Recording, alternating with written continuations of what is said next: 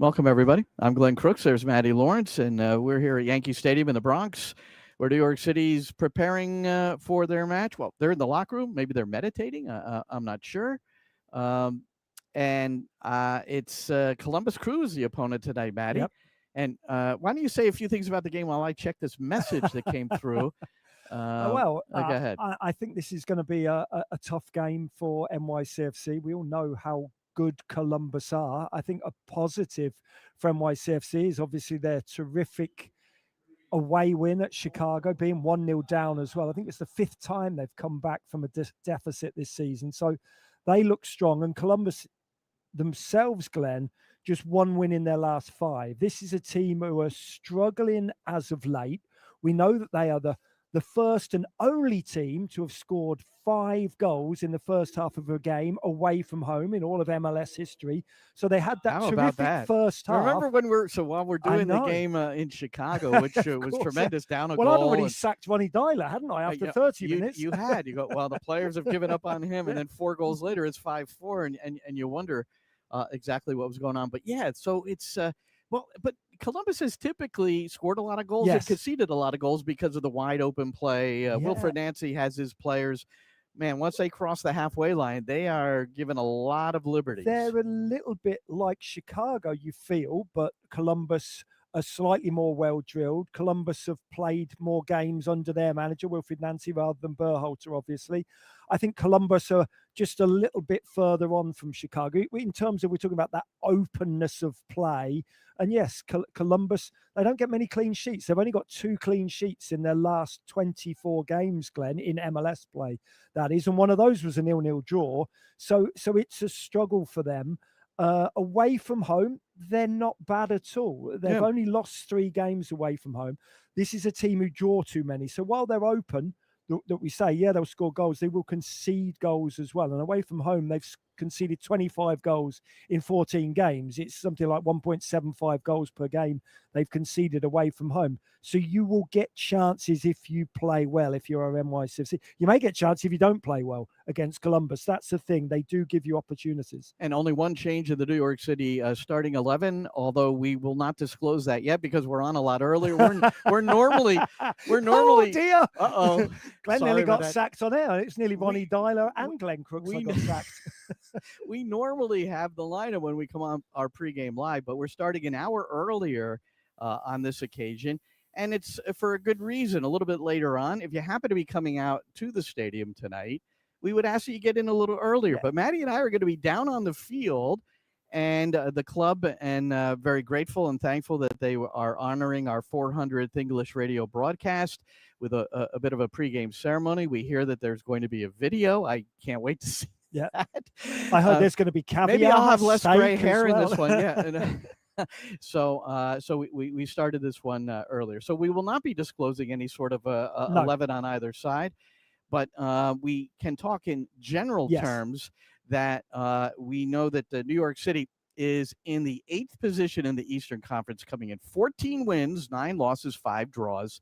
But this mark is because they still have games in hand on a majority of the teams ahead of them, with the exception of Miami. It's a 1.68 points per game. So with the unbalanced schedule, New York City is actually 5th in the table, not 8th in the table in terms of points per game. So they are ahead of Nashville, who is ranked 4th, again, in points per game. So you have to make up accordingly. And look, if NYCFC win tonight, they do actually move into 5th place as well. With the win, they jump above Orlando, of course, Columbus, and then Miami as well. So this is an important game. And I think in this last 10-game stretch that we've had since Leagues Cup, I think you and I, Glenn, have talked an awful lot about the games in hand. And we talk about points per game, and there are games in hand, but you have to take advantage of those games in hand. And tonight is one of those. It's a game in hand. It's a tough one. It's against Columbus Crew, who are well drilled by Wilfred Nancy. But if you want to be up there fighting with the big boys, fighting for that home field advantage, that home stadium advantage, you've got to beat these kind of teams. So, I'm looking forward to this one, Glenn. The big thing with NYCFC is you never quite know which team's going to turn up. Is it going to be the good NYCFC or the bad NYCFC? There's very rarely any type of in-between, Glenn. So hopefully this will be the second half of the Chicago Fire NYCFC well, here we've tonight. seen a few games that have had the story of two halves, but the Chicago game was interesting. Now, let's start with Chicago's goal. And the New York City FC Radio Network, that's what we've been a part of. We've been here since the first kick, giving you these sorts of insights and commentary. And this one, if you're a New York City supporter, was not a good moment. Tavon Gray with a giveaway, intercepted in the middle of the park by Gutierrez, and he leads a 4-on-4 break, finds Zinkernagel. It's 1-0 Chicago. Tavon Gray with the giveaway, and Chicago with a precise counterattack. Gutierrez to Zinkernagel. Zinkernagel now moves into the top 3 of goals created in 2025. What a pickup he's been for Chicago. Well, it's just a dreadful ball from Tavon Gray. I'm not sure what he's looking at all. But then after he's given it away, Glenn, we see the dynamism, that counter, that quick transition from the home team, Chicago Fire. O'Toole is out of position because he's gone ahead of the play because of Tavon Gray being in possession. The two fullbacks push on at the same time, sometimes for NYCFC. But the ball through from Gutierrez into Zinkernagel is absolutely perfect. Zinkernagel has a little touch. O'Toole comes sliding in, but he cannot prevent the strike. And there's nothing Freeze can do about that. Well, that was, obvious what happened, and we described it, and Maddie went into it a little bit regarding Tavon Gray. And what Maddie said after the game is that I've never seen a player, the transformation of Tavon Gray from the first half to the second half, and we're going to play a cut from Pascal Janssen from our pregame briefing regarding Tavon, but it really was remarkable because he was exceptional in the second half. In the first half, he was struggling. Yeah, and I think in the first half we maybe noticed him a little more. Or certainly I did. I know, Glenn, you're doing the play-by-play, so you're much more focused on the ball. I have the ability more to look at the specific players while the play's going on with your peripheral vision we've all got. And Tavon Gray, after he'd given that ball away, given up the first goal, he was beating himself up, almost physically and mentally. You could see him. He's beating himself on the chest a couple of times, sort of rapping himself on the head. And he'd almost got too far into his own mind. I talk about I'd sacked Ronnie Dylo after 39 minutes for Atlanta United when they were 5-0 down. I'd almost brought Tavon Gray off after about half an hour, 35 minutes because of that, because you could see how much he was in his own head. And just before half-time, I talked about, well, someone's got to get hold of him. One of the coaching staff or one of the senior members. We saw that Thiago Martins was talking constantly to Tavon Gray in the last sort of 10 minutes of the first half. And someone had to get hold of him mentally. We know he can play. We know that's a fact, but he'd got so far in his own head that I was worried for him. I was worried that he could come out and repeat in the second half. But it was an absolute transformation. You're right. I've never seen somebody go from such a negative performance to such a positive. And it was he who set up one of the goals with his just a little floated ball over the top. Well, we're going to see that. And then I took what you said to me post game, and as we were discussing this a little bit, and presented it to the gaffer, Pascal Janssen. I want to talk about the transformation of Tavon Gray, and not over time, but in that game. So it was his pass that was intercepted, which led to the opening goal. And he was having some difficulties with Bamba, and being at the game, you can see, body language sometimes tells you a lot. It seems like at halftime, and I don't know if this was approached, that he was sensational, exceptional in the second half. But in the first half, he seemed to be troubled with himself. He couldn't get outside of himself to play the game. I don't know if you saw it the same way, and I don't know how much it might have been individually addressed at halftime. Not individually at halftime, not one word, because I'm a coach, Glenn. I believe in the fact that players will make mistakes and are allowed to make mistakes. It's how you handle yourself after a mistake. And of course, Tavon didn't make this mistake intentionally. It was a wrong pass. Things happen during a game, and you have to get over it. And he did quite well. He was very on point during halftime with the message that we wanted to get across, and went out there for the second half and stepped up again. And that's how it should be. So, wow. So the national anthem today is going to be a mariachi band, it looks like. Wonderful. Yep. Anyway, I like this. No, but so no one spoke to him individually. You know, we suggested that maybe somebody would, you know, whether it's a teammate or a trusted assistant or maybe even Pascal himself. But Tavon handled it just based on what the overall message was, I guess. You know from us talking how much I respect Pascal Janssen and how much I've absolutely loved what he's brought to the football club. But I'm very skeptical. I don't want to say I think he's lying, but I find it hard to believe that nobody put an arm around him and said, don't worry about it. Come on, it's going to be okay. It doesn't mean you have to go over the goal. Right. And Pascal said that it's all about how you handle yourself after the mistake, and that was my problem. Right. The way Tavon was handling himself after the mistake was to keep rapping himself on the head and beating himself up. That was my problem. He wasn't handling it well. In the second half, he was majestic. You're going to go into the third goal, I think. He was fantastic. So credit where it's due. He absolutely transformed his game from first to second. I find it very, very hard that he has done that purely himself. If he has done, then boy, what a mentally tough human being he is. Yeah. Well, let's get to that goal. And it was a huge goal because, it's 2-1, 3-1 seals it because it came late. And then who scored the goal? That's pretty cool as well. And then the recovery of Tavon Gray in the second half. Get some possession for New York City, but they win it back with the effort of Justin Hack. And now Gray will loop one over the top, and Elliott does well again, but the second ball is there for New York City. Here's Seymour Reed! New York City's going to win a road game! And Seymour Reed scores his first career goal for New York City FC, joining Nico Fernandez-Murkow. And the sideline explodes, led by Pascal Janssen. Hugs galore, a great moment in the 2025 season for the New York City Football Club. 3-1 New York City, just 3 minutes remaining in added time. It's Tavon Gray who just lofts the ball over the back of the defence. Jack Elliott tries to control it, tries to cushion it down to a teammate. He cushions it down to Ojeda, attacks the first Chicago Fire defender, and as Elliott comes towards him, he just lays it off to Reed. And the finish from Reed, it's clinical, it's exquisite, and I love the fact that he celebrates with Leon Hapgood, who works with the younger players, Glenn. He ran right over there and jumped on him. Good with the young players, teens, and the young 20s, has their individual development plans that he works closely with, and well done, Maddie, to recognize that's he made the beeline for Leon, but everybody else kind of got involved too. It was a happy moment. Yeah, it was a great moment, and it was the moment that signified the 3 points were 100% won, because we looked at the beginning of that clip. It was 92 minutes and 14 seconds when Tavon Gray lofts that ball over. And some people will say, oh, it's not a great ball because he didn't find the intended target. But what he did was he hit it over the back line because there's only 2 minutes left. Elliott doesn't want to go back to the goalkeeper because he knows Seymour Reed's right there, and he doesn't want to smash it out of play because he's got 2 minutes to get an equalising goal, so he has to keep it in place. So it's a smart ball from Tavon Gray, and then the rest is history, as we say, into Ojeda to Seymour Reed, and a great finish.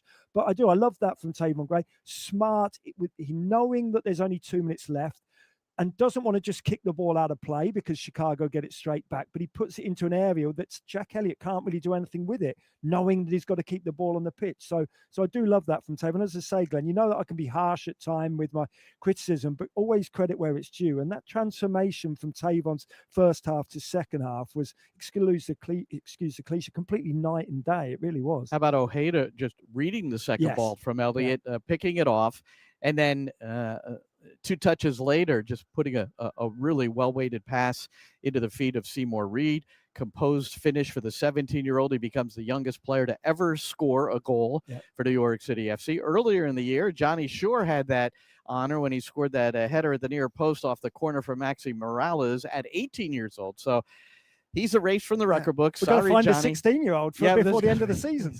Well, who would? Well, we're not sure who's going to come in. Musu. How old is Musu? No, he's like he's older. No, that's right. 24, He's older. yeah. I'm sorry, but we haven't seen Musu again since that. No, we haven't. Since that that wonderful debut. Wasn't that Dallas? No. It was the one before that. New York City maintained a 1-1 draw in Kansas City. That's what it was. Yep. Just kind of he came on, and Nico Cavallo, who's got this nagging injury that has kept him out of action and will keep him out again today. Well, Roberto Abramowitz, who does the commentary on the Spanish side for New York City, and I were in the New York City offices yesterday, Manhattan on 3rd Avenue, to chat with Brad Sims. So that is available on my podcast called On Frame. So if you go on any of my social media, you'll see the On Frame podcast with Brad Sims, about a 25-minute conversation. It was pretty interesting. Brad always comes up with something. Now, This is the one that got the most response on social media because it had to do with the FIFA calendar. Now, at the MLS All-Star game, the presidents and some owners were meeting there, and a lot of people expected them to emerge from this meeting and say, yes, we're starting in 2027. That didn't happen, but Brad seems to think it's still on the table. I think that's the way he put it. Anyway, here's what he says about it. So yeah, I mean, we're still in favor of the change happening for the summer of 27. Yeah, and that's not off the table yet. So we'll see. What is off the only thing that's off the table is 26. But yeah, 27 is on the table, and we would be strongly pushing the league to change the schedule to start in the summer of 27. So if the schedule would start with the summer of 27, what does it look like from February to, let's say, August? Is there going to be like a short tournament or something like that? Yeah, my whether at whatever point, if the schedule changes, and I speak on behalf of our club that we are firmly in favor of it. I think the majority of clubs are in favor of it, and if that were to pass and to change, whether it could be 27, it could be 28, whenever it is, you would need to have some sort of stub season, mini season to kind of get us on the calendar. We wouldn't just not play for 6 months. So that's it adds a little odd flavor to the move, but that's what you have to do. I mean, if you're going to change your calendar like as dramatically as they will, then you have to figure something out, right? Yeah, look, those cosmetics, the way we touch up in between one season to the next, we know there's going to be quite a big gap, obviously. Say it happens in 2027, the season's going to finish December the 2026, which will be MLS Cup final. And then it's not going to restart MLS until probably late July, you'd have thought, beginning of August, to marry it up with Europe. So you've got a good 4 or 5 months that's laying dormant, that's there obsolete. You can't have a pre-season for 5 months, and you can't have players sitting about on a beach for 5 months being paid. So you've got to have a little mini tournament, whether it's an MLS back. I think you suggested something like that. I thought, why not just keep the conferences separate and just have one game with every team in your conference? So at the moment it's 15 teams, that's 14 other games. Maybe play 7 home, 7 away, and just pick the lottery who plays home and away there. But it makes sense. It'll be fun to organize. And maybe we can come up with a plan. Maybe we could, and submit it to a little bit. I'll just do it, over coffee. For the love of the game. You'll do it for the love of the game. For the love of the game. Interesting. I just got off a conversation that's going to be played on Sirius XM FC next Tuesday with Matt Crocker, the sporting director for U.S. Soccer. A lot of interesting things to chat about there. But he said something about Pochettino. Now, one thing we have to recognize about Crocker, he's got his UEFA Pro. Yeah. He's been a coach, so he understands the game. And I agree with what he said, because I've said it publicly as well. And all the criticism that's being placed in many ways on Mauricio Pochettino, our head men's national coach, is ill-founded just because we're not in the day-to-day environment. I don't know how you feel about that, but you're not in the training sessions, you're not in the meetings, you're not in the film sessions. And what he said is he just wishes people, and maybe they should have invited people in a little bit as well. But really, when you're preparing for a World Cup, I don't know if that's the right way to go. But he said, I wish people could see the culture that's being built and the relationships that are being built. And he feels confident about it, partly because of that.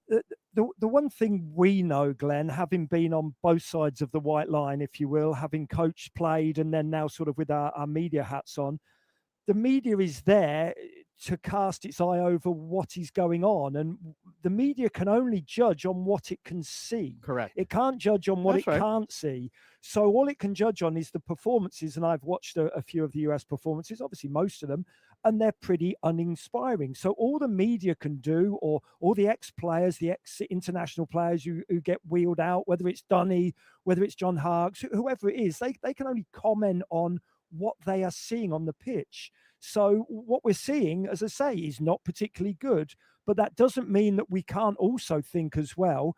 I'm sure Pochettino knows what he's doing because he's got a wonderful track record.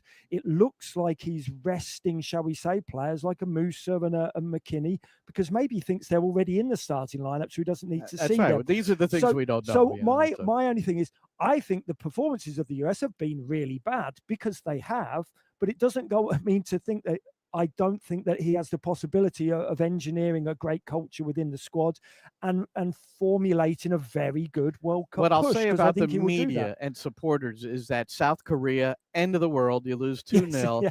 Expected goals, for what it's worth. Nobody wants to hear this. The U.S. men's national team had a higher expected goals in that game. But then they come back and beat Japan. Yes, it's a B or C team, whatever that was.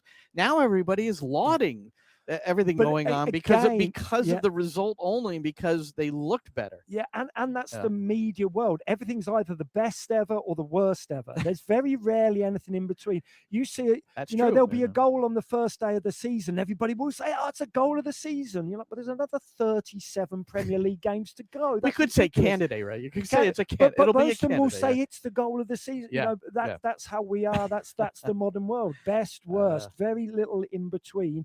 And I knowing Pochettino and what he's done before him, I'm gonna cast my judgment, or reserve my judgment, until the end of the 2026 World Cup, Glenn, because that's the sensible thing to do. Back to Brad Sims for a second, and the fact that he is the guy that's been here for the bulk of this stadium saga, which started in the Bronx and ended up in Queens. When I say started in the Bronx, ended in Queens, that's too simple. And you should read Hudson River Blue. They did a Q&A transcript of a presser yesterday. So Roberto and I had him one-on-one. We did our thing, and then a lot of other people had him for this presser. And Hudson River Blue did a great job of kind of also giving us the story, as Brad gave it, on the issues with excuse me, in the Bronx, and how it ended up maybe even getting to Queens. But look at this, Maddie. This is now there. Here it is. There you see the chop shops are still around, but there is the construction is well underway. What else do I got here? There's another one. That's pretty amazing, Glenn. And then this is what it's going to look like. Wow. That's really nice. It is absolutely amazing what it looks like. I said to you as I was waiting for you, as you were late, obviously, to pick me up. I was listening. Only a half hour. I was listening to that interview with Brad and the podcasters and Hudson River Blue. And I said, you're not going to be critical of people all the time, as everybody well knows. I loved listening to Brad Sims talking about the stadium. Yeah. It was so endearing hearing him. You could tell that he was so involved in it.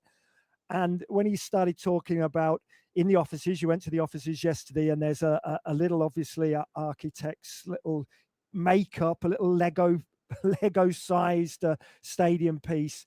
And he said he can't quite get to grips with the scale of things until he'd walked out there. And he went on the supporters terrace, the supporters veranda, that he said is going to hold 2,000, 2,500 people for little watch parties when there's not a game, but then pre-game when there is a game. And he said he turned around from there and looked up at the big metal renderings that's going to hold the big scoreboard, the Videotron, whatever we want to call it, and said he hadn't quite realized the size of it, because on the little scale model, the video board was the size of a postage stamp. And he hadn't quite been able to correlate that to the vastness he saw. And he just said, I loved hearing him talk. As I say, he's just in it. He's totally in it. I know it's a business. I know it's his job. I know he's getting paid for it. But it was more than that. He's genuinely involved, really, Dan. You could tell it's in his heart, unless he's the best actor in the world. No, I'm certain it is, and I'm certain he's a great businessman, and he does think about the money, because of course, talking about the changing calendar which would put the season from end of July, early August, with a 6-week break in between, and then finish in May. That leaves June and July for concerts and other activities where they can generate income at this place. So that's another reason, and it makes sense why. In the perfect months, in June and July, when everybody wants to be outside, open air concert, few cocktails and watching a band, whoever it is. I'm sure you'll get Springsteen involved. We've got our little Jersey hit there. I know you've got him on speed dial, so we're still waiting to run into him down in Long Branch or Asbury. You know, he pops up everywhere. He's on everybody's Instagram account. We just haven't had the luxury of bumping into Bruce Springsteen. All right, we've got our live commentary ahead. 7:15 Eastern is our pregame show with Pascal Janssen, the featured guest. At 7:30, we will be on both Apple TV and MLS Season Pass, the drop-down app that you can use to hear the English hometown commentary, and also SiriusXM FC, channel 157. That's where the Matt Crocker interview will be next Tuesday that I conducted just a little bit earlier here from Yankee Stadium. I even made a Matt Freese visualization reference to Matt Crocker because we were talking about development at the time, and Freese was out there doing his footwork and catching the ball that didn't exist and those sorts of things. You want a percentage when he gets picked in the World Cup then? Yes, I do. We've got one ahead. So everyone, thank you so much for joining us. Now you go have a little dinner. And if you're coming into the stadium, great. If not, I hope you'll tune into us while you're watching on Apple. For Maddie, I'm Glenn. Thanks for being with us, and enjoy the game, everybody.